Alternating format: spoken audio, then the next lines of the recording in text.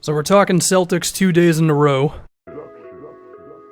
and also talking about free agency once again. This time around, Marcus Smart, who remains a restricted free agent, the rumors being that the Celtics would love to have him back, and they just want to see what other teams would offer him. I think what was interesting is the fact that no one offered Marcus something like right around when free agency began.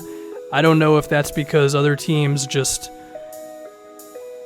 realize the Celtics will match basically anything that Marcus is actually worth, and they figured why even bother. There's also the fact of Marcus is a bit of a polarizing player, and some teams may believe that he's just very difficult to make work, given that, look, bad shooter, shoots a lot of threes, very good defender, decent playmaker, and overall, it really depends on his teammates, the system you have. You could argue that not being coached by Brad Stevens makes Marcus Smart not that good of a player. I think it also depends on, again, the team around him, because the Celtics team has a lot of shooters. So when Marcus doesn't have the ball, sure, he's a guy that the opposing team can leave open, but it's not like the Celtics are just void of outside shooting. They can still pair him up with a lot of good shooters. So your spacing can still be pretty decent, but if you're a team like the Pacers, for example, one that was kind of rumored for Marcus Smart, their starting power forward is Thad Young. And if you have Marcus and Thad out there, sure, I know both of them have been able to kind of make it work sometimes without being able to shoot. Thad a little bit more, I would say. But you combine the two of them, and suddenly your spacing could get pretty rough, You look at a team like the Kings, who I guess there were some rumors out there for 3 minutes that they were somewhat interested in Marcus. Between De'Aaron Fox, who can't shoot, and then if you were going to have Marcus in there, that could have been really difficult to deal with. None of their bigs can really shoot like that. So that could have been a spacing disaster, right?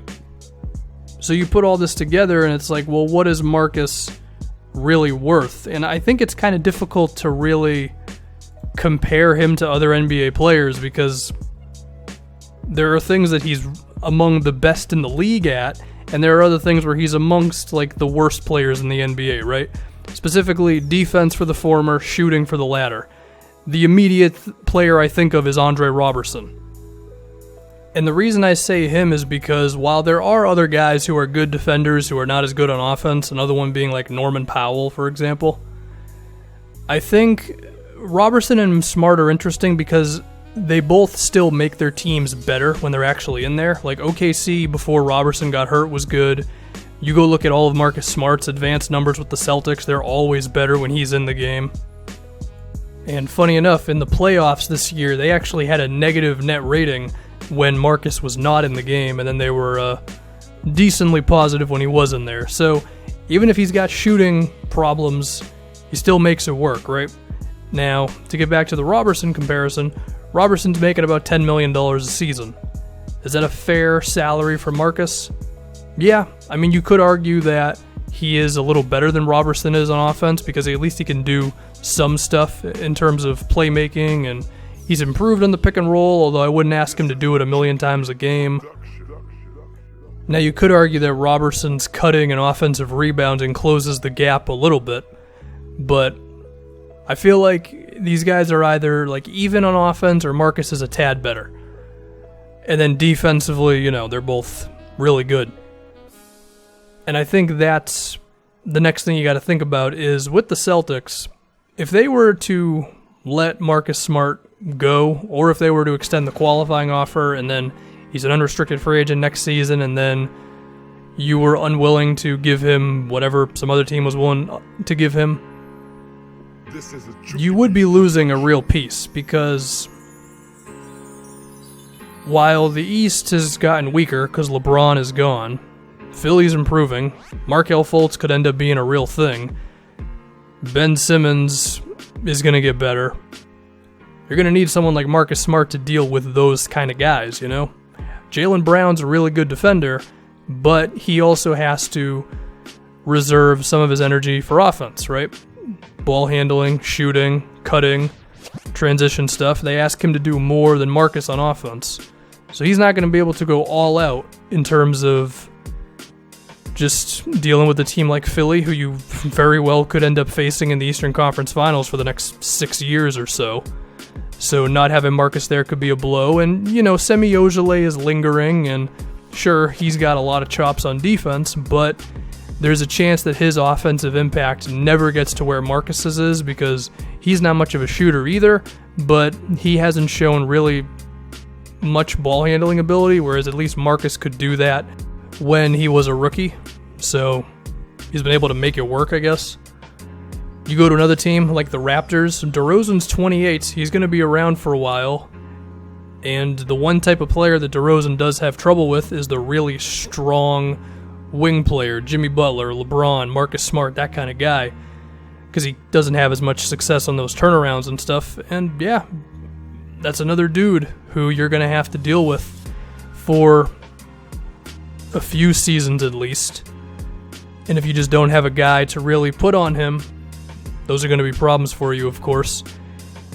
Even a team like Milwaukee, maybe not Giannis, because I think at a certain point the height difference is so drastic that Marcus doesn't have a chance, but someone like Chris Middleton, if he's on the Bucks in a couple of seasons with his contract situation, or even like a Malcolm Brogdon,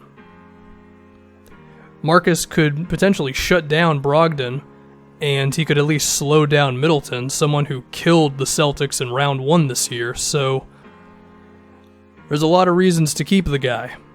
Now, if someone comes in with a $15 million offer, which I don't think is really going to happen at this point, then you probably let him go, but there's value for him still with this team. Now, another element is Terry Rozier, right? Who really came on this year in the postseason. He hit a lot of contested shots, and sometimes he was a little too shot happy, but I think you could make an argument that he is better than some mid-tier point guards right now, between like Dennis Schroeder and Reggie Jackson and current Eric Bledsoe, given, well, we know the whole Rozier and Bledsoe thing. There are some point guards he's better than, potentially. We'll have to see if he can maintain what he did this year past this season, but, dude can play, and there's a chance that he's going to get an offer from someone where they believe like he really is worth like $15 million a season, especially because the cap is going up a bit in the next 2 years.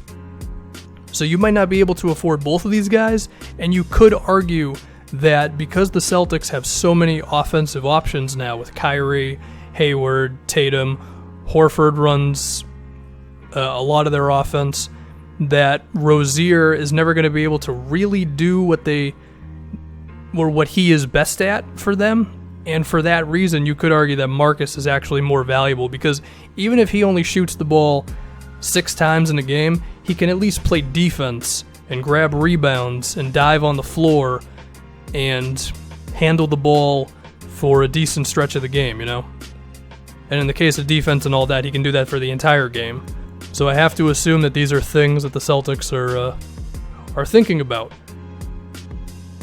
I guess in a perfect world, someone offers him kind of a lowball deal of like 7 or 8 a year, and then you can just match that without really thinking about it.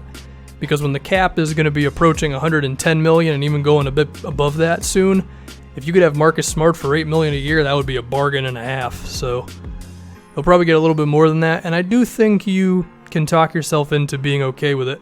Another element to this is the Celtics are always in trade discussions, and I'm sure that they see the Anthony Davis light at the end of the potential tunnel here, depending on how the Pelican season goes. And I know that there's currently the Rose rule thing, which means that they can't have Kyrie and Davis on the team at the same time, but once Kyrie's new contract is agreed upon, hopefully, then they can trade for Davis, so you might have to wait a year or whatever. It's weird. That I honestly barely even knew that thing existed until like a week ago. But you're going to need like the $10 million contracts to make that work, because right now all the Celtics have are guys on their rookie deals and max contracts. So it's like not a perfect thing unless you were okay with trading like Hayward but that wouldn't exactly be doing right by the players, and that type of thing does matter when you want to, acquire dudes. And I don't think you would really want to move Horford because, one, he's valuable, two, I don't know why the Pelicans would want him because he's old as hell, especially if you fast forward a year. So, you're going to need like the Marcus Smarts and Terry Rozier contracts of the world just to make the money work. And then you would throw in like a potential Jaylen Brown or Jason Tatum and, a bunch of your draft picks. Maybe it's not Davis, maybe it's someone else, whatever. A lot of interesting stuff in Marcus Smart negotiations.